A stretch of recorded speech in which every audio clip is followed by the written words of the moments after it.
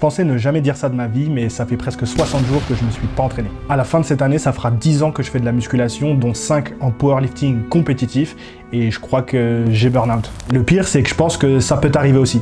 Donc dans cette vidéo, on va voir pourquoi les gens burn out du powerlifting et voire même de la musculation et comment l'éviter. Je pense que vous avez dû le constater depuis un moment sur YouTube, mais beaucoup de nos youtubeurs fitness abandonnent la musculation au profit d'autres activités physiques comme la course à pied, voire même le triathlon ou l'Ironman. On voit même de nouvelles disciplines fitness qui sont en plein essor en ce moment, comme l'Irox. Alors pourquoi des gens qui s'entraînent depuis tant d'années en musculation arrêtent, ou en tout cas diminuent drastiquement la part d'entraînement en musculation qu'ils font dans leur semaine? Tout à l'heure, je vous ai parlé de burn-out. Je sais que ce mot est un peu à la mode et utilisé à tout bout de champ. Parmi les problèmes évoqués, celui du burn-out. Le burn-out. Le burn-out. Donc, je suis allé voir ce que les études scientifiques disent sur le mot burn-out et j'ai cherché à voir si ça s'appliquait au powerlifting. Quand on parle de burn-out, en général, on observe 3 dimensions ou 3 facteurs chez les gens qui disent souffrir de burn-out, qui sont la fatigue, qu'elle soit physique ou psychologique, le sentiment de détachement ou le cynisme, et enfin une mauvaise estime de soi. Alors toutes ces études ont été réalisées dans le cadre du travail, mais est-ce que ça s'applique au powerlifting? Je pense que dans le premier cas, c'est évident. N'importe qui fait du powerlifting a déjà au moins expérimenté une grande fatigue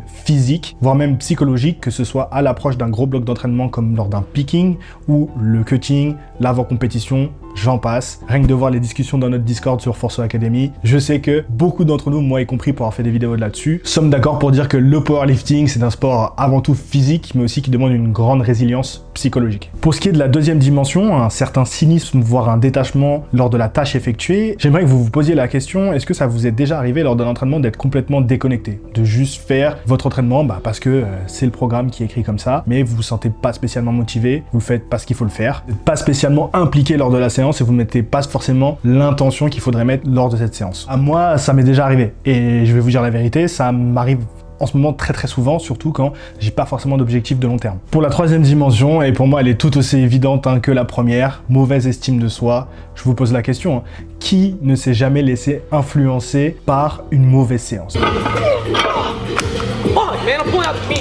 Qui ne s'est jamais dit, voilà, ma séance, elle a été nulle, ma journée, elle est foutue, de toute façon, je suis une merde, j'ai raté mon squad, j'ai pas fait le RPE que je voulais à la charge que je voulais. Thursday was garbage. I was bleeding, sweating, crying.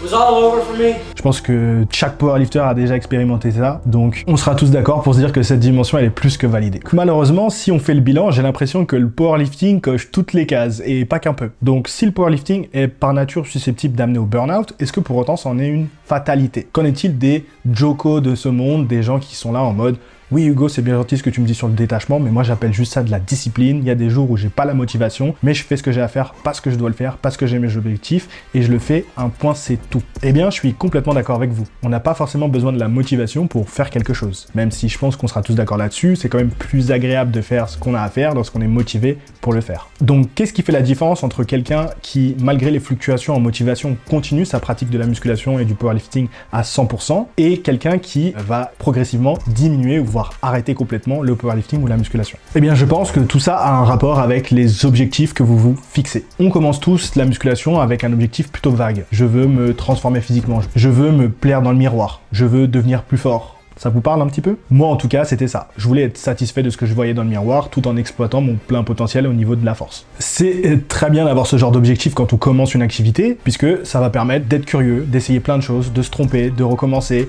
et surtout de prendre goût au processus. Le problème de ces objectifs qui sont plutôt vagues, c'est que par définition, ils sont inatteignables. Ça veut dire quoi? Atteindre son plein potentiel. Ça veut dire quoi? Être satisfait de ce que vous voyez dans le miroir. La plupart d'entre nous, je pense que vous le savez, une fois qu'on commence la musculation, on signe un contrat qui dit que vous serez jamais satisfait de ce que vous verrez dans le miroir. Et je pense que c'est là où on arrive à un carrefour. Si vous passez assez de temps dans cette situation où vous avez que des objectifs assez vagues, je pense que vous allez vous lasser de courir sans relâche derrière un objectif et de ne jamais en voir le bout. À ce moment-là, instinctivement, ce que la plupart des gens font, c'est qu'ils vont se fixer un objectif du coup intermédiaire de court ou de moyen terme. Par exemple, atteindre une certaine barre. Je veux bench 3 plaques. Je veux deadlift 200 kg. Je veux faire les France. Ça, ce sont des petits objectifs qui vont s'insérer dans votre objectif global, dans votre quête d'exploiter votre plein potentiel, mais à la différence qu'ils vont être mesurables. pas forcément atteignable, hein. Il y a beaucoup de gens, je pense que vous regardez cette vidéo, vous voulez atteindre le niveau France et peut-être que vous l'atteindrez jamais, mais en tout cas, c'est un objectif qui est mesurable et c'est là qu'elle est toute la différence. Je pense que pour rester au mieux motivé, au pire discipliné et surtout toujours aimer sa pratique, il faut pouvoir mesurer ses progrès. Si votre objectif c'est d'atteindre le championnat de France, eh bien, il y a un minima et vous savez exactement à combien de kilos vous êtes de ce minima. Chaque séance, chaque semaine, chaque mois, chaque année, vous pouvez traquer vos progrès et savoir ce qui vous manque pour atteindre cet objectif-là. Je pense que cette dimension de pouvoir visualiser et traquer ses progrès est vraiment essentielle. C'est d'ailleurs pour ça qu'il y a beaucoup de go muscu de base qui se mettent au powerlifting. C'est parce que au bout d'un moment, voir ses progrès physiques dans le miroir, ça devient de plus en plus difficile. En revanche, les progrès sur la barre, donc en powerlifting, en haltéro, ou tout ce que vous voulez en sport de force, c'est très concret. Chaque semaine, vous voyez combien de kilos ou combien de grammes vous avez ajouté sur la barre. D'ailleurs, si vous êtes un peu observateur et que vous regardez autour de vous au quotidien, cette notion de visualiser ses progrès a été très bien comprise par beaucoup d'entreprises pour nous rester motivés à faire certaines choses. Vous avez, par exemple, je porte une Apple Watch. Pour ceux qui connaissent un petit peu l'Apple Watch, vous avez les anneaux qui vous envoient des notifications pour vous rappeler ce que vous devez faire pour compléter vos anneaux et rester motivé, gagner des trophées quand vous jouez aux jeux vidéo. Toute cette gamification-là a été très bien comprise par les entreprises pour nous forcer à accomplir une tâche ou nous motiver à accomplir une tâche. Le problème de ces objectifs, en tout cas en force athlétique, c'est qu'ils sont arbitraires. Je veux deadlift 200. Pourquoi 200 et pas 300 ?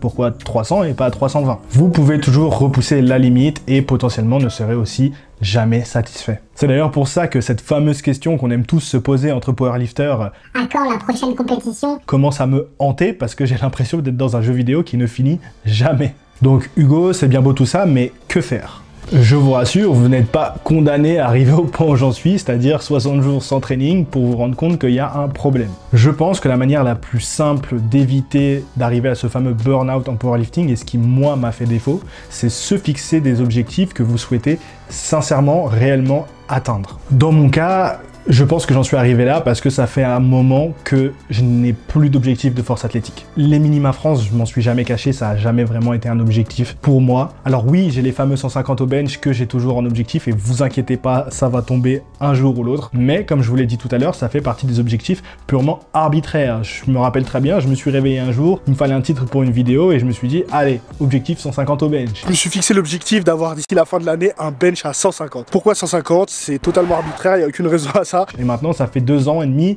que je suis hanté par ce fameux objectif des 150. C'est tant pis pour moi, ça va prendre un. En revanche, ça fait bien longtemps que j'ai dépassé tous les objectifs que j'avais quand j'ai commencé la musculation en termes de performance. Jamais de ma vie, je me serais dit que j'allais squatter 240, encore moins deadlift 282. Donc, à ce stade-là, après 10 ans, qu'est-ce que ça m'apporte de squatter 250, voire 260? Qu'est-ce que ça m'apporte de deadlift 300? À part, justement, me donner un peu plus de crédibilité lorsque je vous fais ces vidéos sur YouTube. Et c'est ça pendant longtemps qui m'a motivé. Je savais que je voulais faire des compétitions parce que ça faisait une bonne vidéo, parce que ça vous permettait aussi d'avoir du contenu.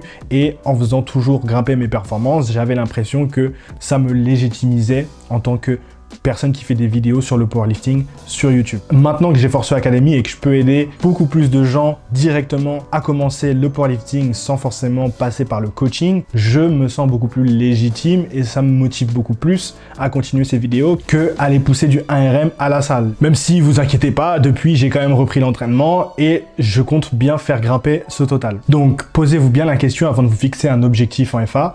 Est-ce que vous y tenez réellement? Si oui, foncez et je vous attends au championnat de France. La dernière clé que j'ai à vous partager pour vous empêcher de tomber dans le burn-out en powerlifting, c'est justement de ne pas vous enfermer dans cette identité de powerlifter. C'est pas parce que vous faites du powerlifting en compétition ou non d'ailleurs que vous ne pouvez pas faire autre chose, d'accord? C'est pas parce que vous avez passé une mauvaise séance, vous n'avez pas eu le RPE que vous voulez à la charge que vous voulez, que le reste de votre journée ou de votre semaine elle est foutue. Oui, vous êtes un powerlifter, oui, vous prenez votre sport au sérieux, mais vous n'êtes pas que ça. N'hésitez pas à de temps en temps essayer d'autres sports, d'autres activités. Moi j'ai fait du paddle tennis tout l'été et c'était la grosse découverte et je compte en faire davantage. Si vous respectez tout ça, je ne me fais aucun doute que votre pratique du powerlifting sera longue et fructueuse. Si cette vidéo vous a aidé, je vous invite à vous abonner à la chaîne et surtout à partager vos expériences de potentiel burn-out en powerlifting ou en musculation dans les commentaires de cette vidéo. Et moi je vous dis à bientôt pour une prochaine vidéo ou un prochain podcast. Ciao!